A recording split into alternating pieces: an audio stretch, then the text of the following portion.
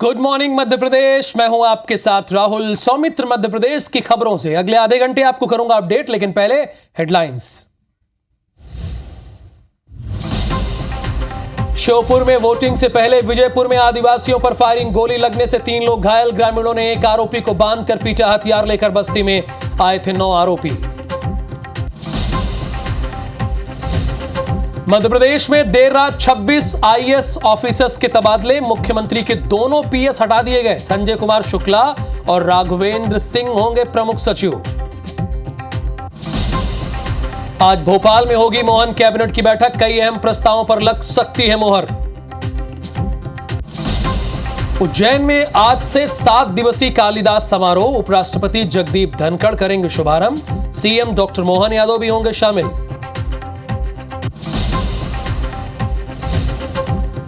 छतरपुर में कलेक्टर के घर के बाहर किसानों का प्रदर्शन। शाम तक खाद नहीं मिलने पर फूटा गुस्सा। तहसीलदार के आश्वासन पर लौटे किसान।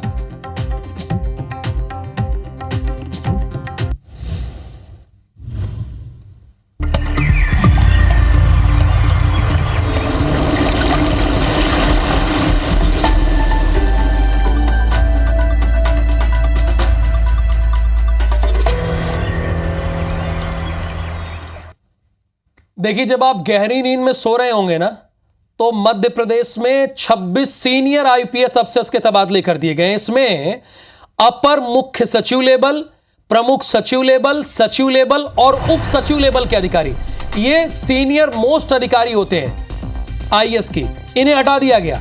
और सबसे बड़ी हैरानी की बात यह है कि मुख्यमंत्री के दोनों पीएस को हटा दिया गया, यानी संजय कुमार शुक्ला और राघवेंद्र सिंह। देखिए, संजय कुमार शुक्ला के पास प्रमुख सचिव, मुख्यमंत्री महिला एवं बाल विकास योजना, आर्थिक और सांख्यिकी विमानन विभाग की जिम्मेदारी थी, लेकिन अब उनको बना दिया गया प्रमुख सचिव, नगरीय विकास की जिम्मेदारी दे दी गई, यानी मुख्यमंत्री के कार्यालय से हटा दिए गए। अब आ जाइए राघवेंद्र सिंह, ये भी प्रमुख सचिव मुख्यमंत्री थे। इसके अलावा इनके पास लोक सेवा प्रबंधन की जिम्मेदारी थी। अब ये प्रमुख सचिव उद्योग एमएसएमई विभाग के बना दिए गए हैं। तो ये 26 सीनियर मोस्ट आईएएस अफसर्स के जो तबादले हुए हैं, जाहिर सी बात है ये रूटीन तो नहीं है कि रूटीन में इनके तबादले हो गए हैं। ये सीनियरिटी के आधार पर तबादले हो गए। भाई, कोई प्रमुख सचिव था तो वो अपर मुख्य सचिव बना दिया गया, ऐसा तो नहीं था।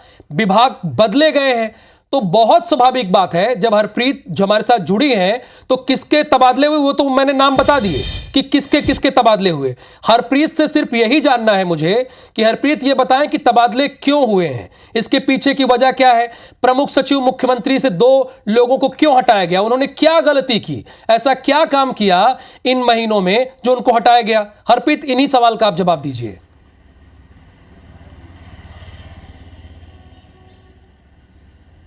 बिल्कुल, देखिए, जैसा कि आपने सवाल किया कि आखिर क्या गलती की, क्यों हटाया गया, तो यहाँ पर कोई गलती नहीं है और ये हटाया नहीं गया है, बल्कि दरअसल इस पूरे मामले में पिछले कुछ दिनों से कयास लगाए जा रहे थे। जब से मुख्य सचिव अनुराग जैन ने पद संभाला था, यानी पूरे 1 महीने 6 दिनों बाद प्रशासनिक जो सर्जरी है, एक बड़ी सर्जरी वो की गई है। और ख़ास बात यह है कि ये तीसरा मौका है जब बड़े अधिकारियों की लिस्ट देर रात ट्रांसफ़र की जारी की गई है। 26 आईएएस अधिकारी, जिसमें एसीएस करीबन 2, पीएस 5, सचिव स्तर के 2 अधिकारी शामिल हैं। और जैसा कि हमने कहा कि सीएस का पद संभालने के बाद ही कयास लगाए जा रहे थे कि एक कसावट जो पूरे प्रदेश में है प्रशासनिक, वो यहाँ पर की जाएगी और उसी के चलते ये कसावट की गई है। जो नए सीएस हैं, उन्होंने अधिकारियों को फिट किया है अपनी अपनी जगह पर, जो नए सीएस हैं।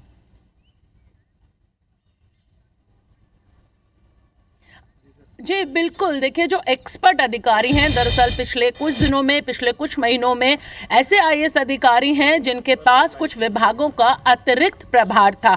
वो अतिरिक्त प्रभार उनसे लिया गया है। इसके साथ ही उन एक्सपर्ट अधिकारियों को जो जानकार हैं, जैसे कि सीएमओ में यानी मुख्यमंत्री कार्यालय में अब कोई प्रमुख सचिव नहीं है। यहाँ पर संजय शुक्ला को नगरीय विभाग की जिम्मेदारी सौंपी गई है। शहरी प्लानिंग का उन्हें जानकार माना जाता है। और जिस तरह से प्रदेश में इस समय विकास की बात की जा रही है, शहर विकास की बात की जा रही है, उसका जानकार उन्हें माना जाता है। तो एक अहम जिम्मेदारी अब संजय शुक्ला को दी गई है। इसके साथ ही सीएमओ में तैनात राघवेंद्र कुमार को अब औद्योगिक विभाग सौंपा गया है और एक तरह से उन्हें कहा जाए तो एक खुली छूट उन्हें यहाँ पर दी गई है कि किस तरह से उद्योग को लेकर प्रदेश में विकास किया जाता है, क्योंकि उन्हें इसका एक्सपर्ट माना जाता है। इसके साथ ही पीएस गुलशन बामरा को अब पर्यावरण विभाग से जनजातीय कार्य विभाग दिया गया है, मनु श्रीवास्तव को ऊर्जा एवं खेल विभाग सौंपा गया है, मनीष सिंह को परिवहन में अपर सचिव बनाया गया है। एनएचएम से यानी कि स्वास्थ्य विभाग से लगातार कुछ अधिकारियों की, जिसमें प्रियंका दास है, उनकी कुछ शिकायतें मिल रही थी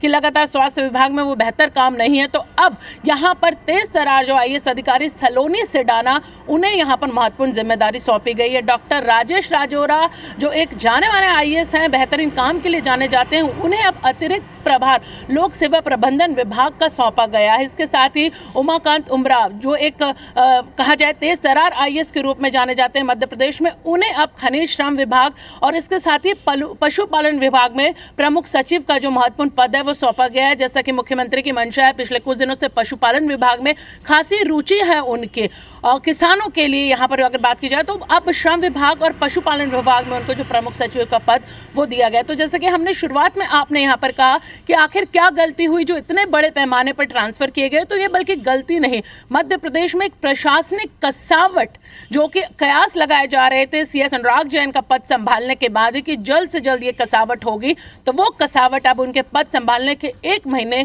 6 दिन बाद नजर आई। तो तय माना जा रहा है कि जिस तरह की टीम अब यहाँ पर अधिकारियों की बिठाई गई है, उसके परिणाम आने वाले दिनों में प्रदेश में देखने को मिलेंगे। जी, यानी सीएस 1 महीना ये देख रहे थे कि कौन अधिकारी कहां पर फिट हो सकता है। हालांकि आपने प्रियंका दास का नाम लिया कि उनकी शिकायत आ रही है, तो पदस्थापना ऐसे नहीं किया जाता है, बहुत स्वाभाविक सी बात है।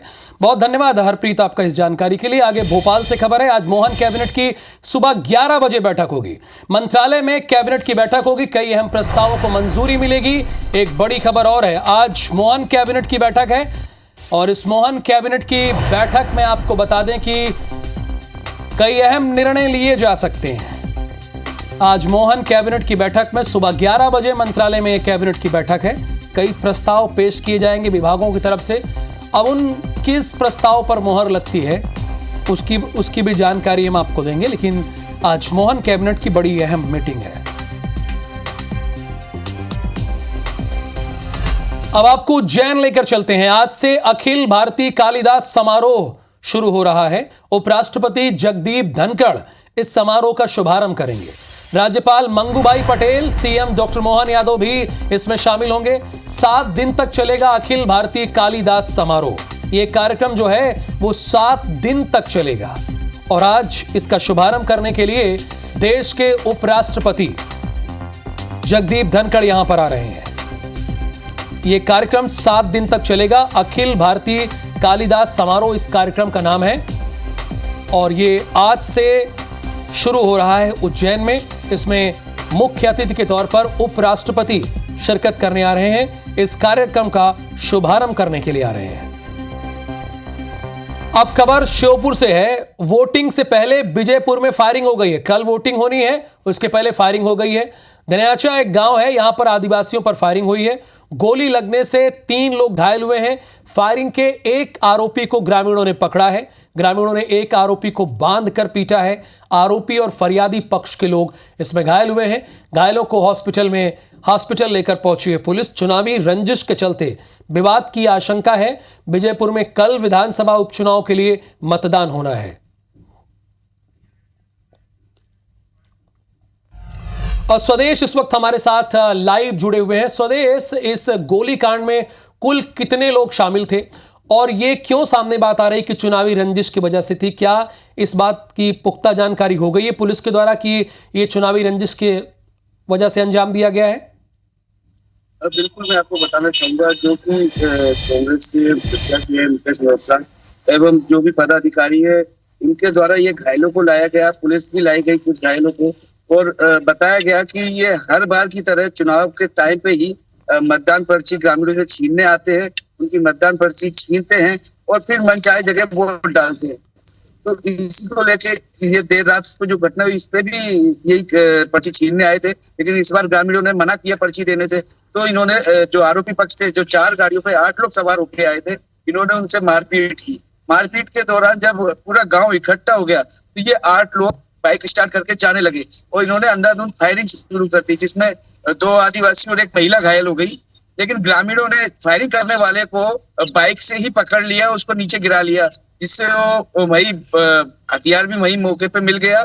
और जो आरोपी था एक जो गिर गया था, जो ग्रामीणों ने पकड़ा, उसको बांध के ग्रामीणों ने पहले तो मारपीट की, फिर पुलिस को सूचना दी और पुलिस उसको लेकर जिला अस्पताल आई, क्योंकि दोनों पक्ष से ही जो आरोपी पक्ष है उसमें से एक और जो फरियादी पक्ष है उसमें से 3 लोग घायल हो गए थे। यही घटना नहीं बल्कि जो कल जो घटना हुई है रात को, ये भी सूचना आई कि 2 और गांव में लाठी डंडों से भी कुछ ग्रामीणों को हमले किए गए, जो वोट पर्ची मतदान पर्ची होती है उसको छीनने के लिए, जिसमें कुछ और लोग घायल हुए हैं। हालांकि पुलिस इसकी पुष्टि नहीं कर रही, लेकिन जो घायल हैं वो बता रहे हैं कि हमारे अलावा अन्य गांव में भी इस तरीके की वारदात की गई है।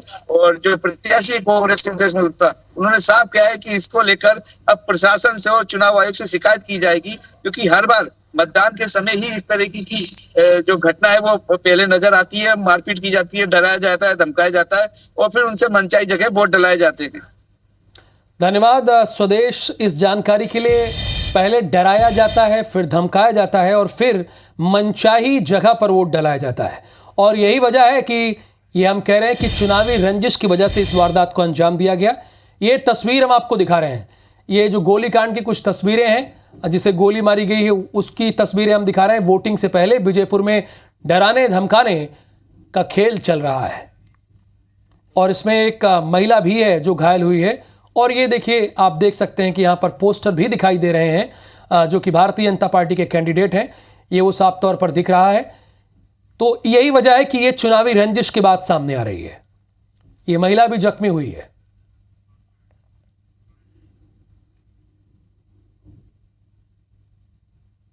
ये वो पकड़ा गया है जो बदमाश है, गोलीकांड में शामिल था। इसे बांधा गया, इसके हाथ और पैर बांध दिए गए हैं और इसको फिर पीटा गया है और उसके बाद पुलिस के हवाले कर दिया गया है। खबर नर्मदापुरम से है। युवक ने युवती को गोली मारी है। गंभीर हालत में युवती का जिला हॉस्पिटल में इलाज चल रहा है। आरोपी की तलाश में पुलिस जुटी हुई है। सिवनी मालवा थाना के दूधिया बड़ की यह घटना है। दूधिया बड़ की यह घटना है। युवती का जिला अस्पताल में इलाज चल रहा है। गंभीर हालत में युवती का जिला हॉस्पिटल में इलाज जारी है। आरोपी की तलाश में पुलिस जुटी हुई है। सिवनी के मलवा थाना के दूधिया बड़ की यह घटना है। अतुल इस वक्त हमारे साथ फोन लाइन पे हैं। अतुल, आप पूरी जानकारी इस खबर की दीजिए हमारे दर्शकों को आप। जी मैं बिल्कुल आपको बताना चाहता हूँ। ये कल देर रात की घटना है। सिवनी मालवा के दूधिया बड़ क्षेत्र पड़ता है। वहाँ पर एक युवक ने एक युवती है उसके घर में घुसकर गोली मारी है। हालांकि गोली उसको युवती को उसको गोली के छर्रे लगे हैं और उसको तुरंत ही इलाज के लिए वहाँ पर सामुदायिक स्वास्थ्य केंद्र ले आया गया। कहीं ना कहीं प्रेम प्रसंग से जुड़ा हुआ मामला देखा जा रहा है और एक तरफ प्रेम की कहानी भी सामने आ रही है। इसमें युवक ने युवती को गोली मारी है। बताया जा रहा है कि युवक और युवती कहीं दूसरी जगह दोनों साथ काम करते थे। उसके बाद कुछ बातें हुई जिसके बाद युवक ने आकर ये घटना को अंजाम दिया। सिवनी मालवा थाना क्षेत्र की पुलिस और दूसरे थानों की क्षेत्र की पुलिस रात भर सर्चिंग करती रही, युवक को ढूंढती रही। वहीं पर जब युवती की हालत गंभीर हुई तो युवती को सामुदायिक स्वास्थ्य केंद्र सिवनी मालवा से जिला अस्पताल नर्मदापुरम रेफर किया गया। यहाँ पर डॉक्टरों की टीम ने युवती का इलाज किया। लगातार युवती की जो सिटी स्कैन है और एक्सरे है उससे जांच की गई कि जो यदि गोली जो लगने की बात आ रही कहीं पेट में गोली तो नहीं। तो अभी डॉक्टर सभी जांचें कर रहे हैं और अभी अलसुबह रिपोर्ट आने वाली है। रिपोर्ट के बाद ही बताया जा सकता है कि गोली युवती को कहां पर लगी है। धन्यवाद जानकारी के लिए अतुल आपका। खबर कटनी से है। कटनी के कोतवाली थाना क्षेत्र के मिशन चौक पर चाकूबाजी की घटना सामने आई है। यहां एक युवक ने दूसरे युवक पर चाकू से हमला कर दिया है और मौके से भाग गया है। विवाद की वजह आपसी रंजिश बताई जा रही। कोतवाली थाना प्रभारी अभिषेक शर्मा ने बताया है कि मिशन चौक में बाइक वॉश करने वाले अर्जुन साहू पर पड़ोस में रहने वाले विनोद साहू ने आपसी रंजिश के कारण चाकू से हमला कर दिया। मौके से भाग गया। घायल अर्जुन को जिला हॉस्पिटल में एडमिट कराया गया जहां उसका इलाज चल रहा है। घायल के बयान के आधार पर आरोपी विनोद के खिलाफ मामला दर्ज कर लिया गया है और उसकी तलाश की जा रही है। और आपस में भाई हैं, चाचा का लड़का है कि जो इसने जो है विनोद साहू, जिसने अर्जुन साहू को जो है पेट में चाकू मार दिया, जिसको जिला अस्पताल में इसका उपचार चल रहा है। पुलिस ने जो है अपराध पंजीबद्ध करके विवेचना में लिया है, विवेचना जारी है। जबलपुर में एक बार फिर लव जिहाद का मामला सामने आया है। यहां दुर्गानगर इलाके में रहने वाली एक हिंदू युवती ललपुर इलाके के रहने वाले मुस्लिम युवक के साथ लापता है। आरोप है कि आयान खान नाम का मुस्लिम युवक निजी कॉलेज में पढ़ने वाली सेन समाज की युवती को बहला फुसलाकर अपने साथ ले गया। 8 नवंबर को युवती के लापता होने पर परिजनों ने ग्वारीघाट पुलिस थाने में इसकी गुमशुदगी दर्ज करवाई, लेकिन अब तक पुलिस उसको पता नहीं लगा पाई है। गुस्साए परिजन, सेन समाज, विश्व हिंदू परिषद और बजरंग दल के कार्यकर्ताओं ने थाने पहुंचकर विरोध जताया है। उन्होंने पुलिस को चेतावनी दी है कि 2 दिन में युवती नहीं मिली तो सड़क पर उतरकर उग्र आंदोलन किया जाएगा। ग्वारीघाट थाना प्रभारी युवक और युवती को जल्द तलाश करने की बात कह रहे हैं। 2 दिन का जो आश्वासन दिया है, अगर कार्रवाई होती है और उसके बाद भी अगर उसका पता नहीं चलता तो हम लोग कड़ा विरोध करेंगे और उग्र आंदोलन। एक मुस्लिम लड़का एक हिंदू लड़की को लेके भाग गया है, जो कि 3-4 दिन का मैटर हो गया है।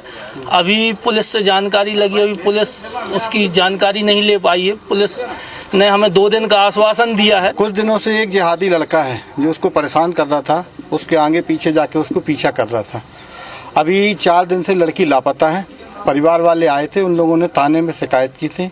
थाने वाले उनकी शिकायत के अनुसार उसकी पता कर रहे हैं। बालिका है जो घर से बिना बताए चली गई है, जिस पर गुम इंसान क्रमांक 57/24 दिनांक 9/11/2024 को कायम किया गया है। पूरे समाज के लड़का के साथ जाना बताया गया है, तो उस आधार पर हम अभी ट्रेस किए जा रहे हैं।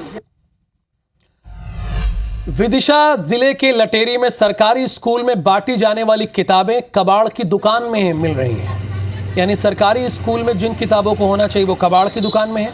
स्कूल के चौकीदार ने किताबें कबाड़ की दुकान में बेची थी। कलेक्टर रोशन कुमार सिंह ने सूचना मिलने के बाद एसडीएम को कहा कि आप तुरंत जाइए वहां पर। इसके बाद नायब तहसीलदार हेमंत अग्रवाल और बीईओ ने कबाड़ की दुकान से किताबों को जब्त किया। इस कार्रवाई से शिक्षा विभाग में हड़कंप मचा है।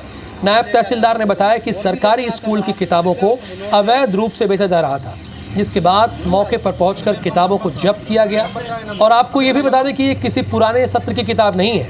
अगर आप सोच रहे हैं 2022-23 सत्र की हैं या फिर 21 और 22 सत्र की हैं, तो बिल्कुल ऐसा नहीं है। हमारी टीम जब वहां पहुंची तो देखा कि 2024 और 25 के सत्र की किताबें हैं। जब किताबों को लटेरी के वीआरसी को सौंप दिया गया, कबाड़ दुकान के संचालक से पूछताछ की जा रही है। यानी इन लोगों ने कबाड़ के भाव में इन किताबों को तो दे दिया जो सरकार की तरफ से निःशुल्क मिलती है, लेकिन उन बच्चों को देना मुनासिब नहीं समझा जो पढ़ते, लिखते, समझते इस किताब में क्या लिखा है, उनको नहीं दिया।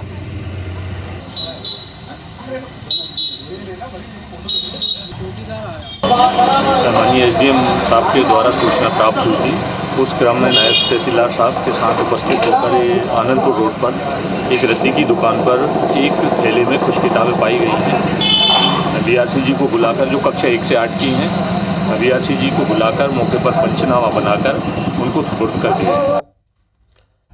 छतरपुर से अगली खबर है। कलेक्टर के घर के बाहर प्रदर्शन हुआ है। किसानों ने प्रदर्शन किया है। खाद नहीं मिलने से किसान बहुत परेशान है। तहसीलदार के आश्वासन के बाद प्रदर्शन को रोका गया है।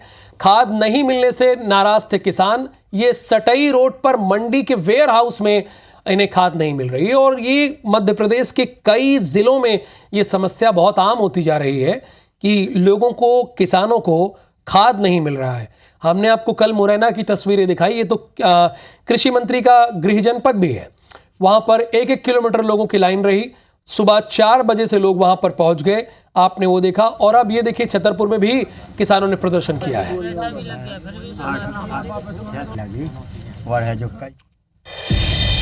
मध्य प्रदेश को पहली सोलर बोट की सौगात मिल गई है। नर्मदापुरम के सतपुड़ा टाइगर रिजर्व के तवा जलाशय में बोट की शुरुआत की गई है। इस बोट की खास बात यह है कि इसमें ना पेट्रोल लगेगा और ना ही इसके चलने पर आवाज आएगी। सोलर बोट में इलेक्ट्रिक इंजन के कम आवाज होने से पर्यटकों को पक्षियों को देखने में एक बेहतर अनुभव मिलेगा। आपको ये बता दें कि इस सोलर बोट में 13 लोगों के बैठने की व्यवस्था है। पहले दिन सतपुड़ा टाइगर रिजर्व के अफसरों ने बोट में सैर की है।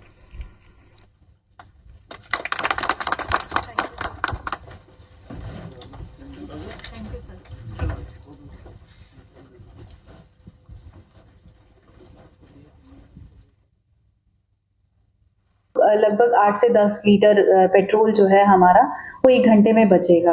तो हमारा ये लोगों के लिए भी अच्छा है कि वो सोलर बोट से ट्रैवल करेंगे। तो अभी जो कि इसकी आवाज़ बिल्कुल भी नहीं है, तो पक्षी वहाँ वैसे ही बैठे रहेंगे अपना नॉर्मल, उसमें डिस्टर्बेंस नहीं होगा। तो पर्यटकों के लिए उनको देखना और इजी होगा।